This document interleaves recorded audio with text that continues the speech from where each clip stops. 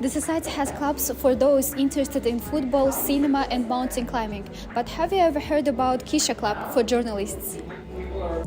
Kisha Clubs, Association of Newspaper Companies and Television Stations, are one of the most unique and mysterious institutions in Japan. Although the constitution guarantees freedom of the press, almost all public authorities use the press club system to restrict access to information.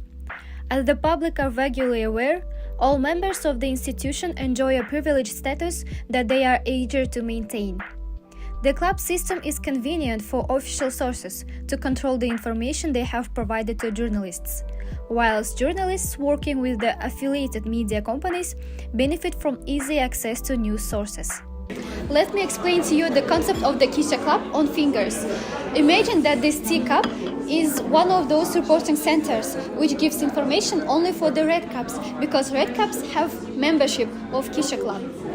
And tea in this teacup is information. When reporting center have information, he will pour the tea only for the red cups, not in white one, because white one is alien. The problem is, well, journalism doesn't really work that way. Journalism works best when it works for the people and not for politicians. Kisha clubs, by their very nature, go against journalistic principles of working independently and maintaining an objective distance from news sources, not acting as a mouthpiece for them. And when these ideals get thrown out the window, all sorts of sketchy things start to occur. We don't even need to look very far for one particularly glaring example: the Fukushima Daiichi nuclear disaster of 2011. There was not much investigative reporting following the disaster and very little transparency from the government about subsequent radiation levels, evacuees, and how this disaster could have been averted. The company in charge of these Fukushima power plants, TEPCO, has its own Kisha Club, but funnily enough, those Kisha Club reporters never quite got around to asking the question the Japanese public most wanted and needed to know. Independent and foreign journalists also reported on the disaster, but because they aren't part of any Kisha clubs, they were often barred from press conferences, one of the many Kisha Club rules, making reporting that much harder.